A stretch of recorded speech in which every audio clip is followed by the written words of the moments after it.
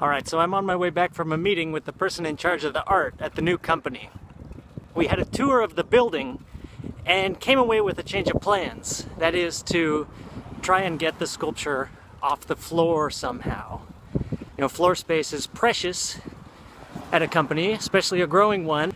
Now, one possibility is to hang it from the ceiling, and there's a few spots for that. But how do you make a sculpture that hangs from the ceiling interactive? It's kind of, you know, out of arm's reach by definition. So what we're going to try for now is to mount the sculpture on a wall. And that kind of gives you the best of both worlds. It doesn't take up any floor space, and it's still interactive. So now, a little redesign is required. How to make an array of rods that wave around and influence each other, where the rods are sticking out horizontally from a vertical mounting on the wall.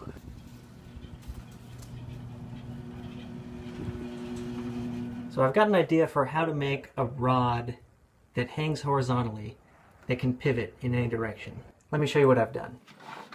Here is a stick with two blocks on the end hung from a hook. So it's balanced. You can fine-tune the balance by shifting the blocks, and it can move freely left, right, up, and down. It's lightweight, it's simple, and I can foresee an array of these being connected to their neighbors. It has a block on each side to give it a little more inertia, which is going to have the effect of slowing down the vibration, I hope. My thinking is that that's going to make for a more graceful behavior in the sculpture. Now, I put a lot of thought into how to make this pivot that allows the axis to be able to move in any direction. Now, what might be done traditionally in mechanical engineering would be to have something called a gimbal, which in this case would be a series of two nested rings. You can imagine that the shaft might be mounted on an axle in one ring, and that axle allows it to pivot up and down. And then that ring itself is mounted inside another ring, or some sort of a frame, and the ring itself pivots in a different direction, left and right. So the combination of those two would allow the shaft to rotate in any direction. I'm a little bit concerned that that's more trouble than it's worth. With gimbals, the precision is more important. You have more work for assembly, and there's more places for friction. So what I've got here you might think of as a little bit of a poor man's gimbal. Just the thing hanging from a hook, and still it's happy to pivot in any direction. I like that it hangs below, that the center of gravity is below the pivot point, so that it, at least here, has a tendency to go back to neutral. But how's that going to behave when there's forces pulling up from the neighboring springs and pulling sideways? I'm a little bit concerned that it might cause the shaft to flip up, like so, or twist around, or kind of get jammed up in there. Okay, I've been rethinking my initial plan of having a hook that the rod hangs from. This design relies on the hook being dropped down from above, and I'm a little bit worried it could be bent or tweaked. Ideally, each of these rods would be able to be supported from the top and the bottom. So I took this hook design and put it to the side, and went back to the drawing board and came up with a few designs for how to mount the rods from both the top and the bottom in a way that hopefully makes it more stable while still keeping friction to a minimum. Okay, here's the 6 prototypes that I've made in order. And the one on the right I think has the most promise, and it's the one that I'm going to try out in the build. I'll take you through each one and explain my thinking. Okay, here's number 1, and as you can see, it's just a simple hole through the stick with a knot on the bottom. So this one is supported from both sides, but one of the problems is that it's a little jiggly. Unless I put a lot of tension on it, it has the potential of swaying from side to side.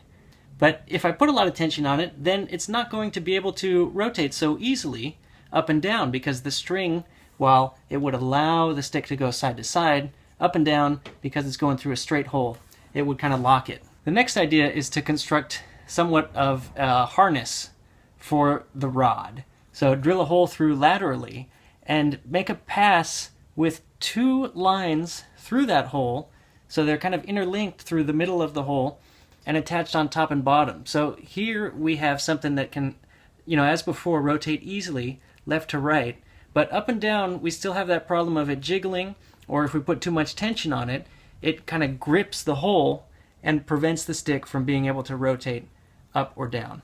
Then we could do one better. We could add a shaft into the hole and tie these strings on the top and the bottom such that they grip the shaft and they don't contact the stick directly. This has the advantage of giving a lot of movement ability, left, right, as the whole strand can twist, and up, down, as the stick can pivot on the shaft. Here it's just a nail through the hole. But again, it has the problem with jiggling from side to side, and the other problem of how to put a fair bit of tension on these guys so as to really isolate the movement. We don't want the thing shifting from side to side. We just want it pivoting. So the next idea is just to have the stick resting inside of an eye and supported with stoppers on either end, but not stopped against it so tight that it can't pivot up or down, left or right. So I have here a thin dowel with weights on either end, and it goes through a hole. And this one has the nice property of being simple to construct. I have it pretty well balanced here, and it can pivot in any direction. But it has the flaw that it can be biased to one side or another if it shifts in the hole. So it's not perfectly pivoting about a center point. It relies on the presence of slop in order to do its thing. Next design is a big change. I thought I'll try and go all out and construct a real gimbal. This is with a frame made of plywood drilled through on 2 axes. So the rod is on a shaft as before, it's on a nail with spacers on either side, and the frame of the gimbal is supported with a shaft on the top and the bottom. So this is what would be going into the frame and the lattice, nicely supported from either side, fairly rigid, and as you can see, it works, as expected for a gimbal. It can rotate freely in this axis as the whole shaft rotates, and up or down as the rod rotates on its axle.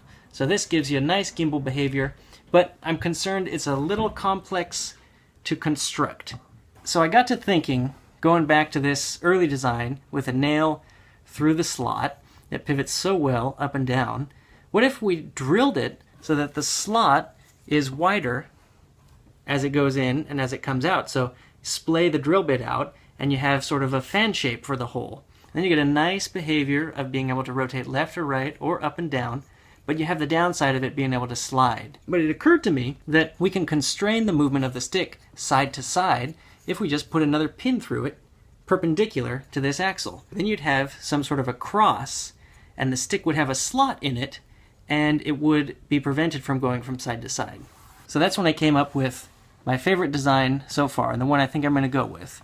As you can see here, we have a dowel rod with a slot cut in it, and through the slot is a pin, and here we have a rod. This is a metal rod, so it's a little bit stronger, and the pin holds the rod in place so it can pivot. I like how it performs. It feels like it's pretty low friction. It's a true 2-axis gimbal. It's sturdy, supported from both sides, easy to construct, a nice simple design, and I think it looks good. I think this is going to be what's going to make this sculpture a successful one. And even if it wasn't part of a sculpture, this thing's pretty fun to play with in its own right. It might have some promise as a toy.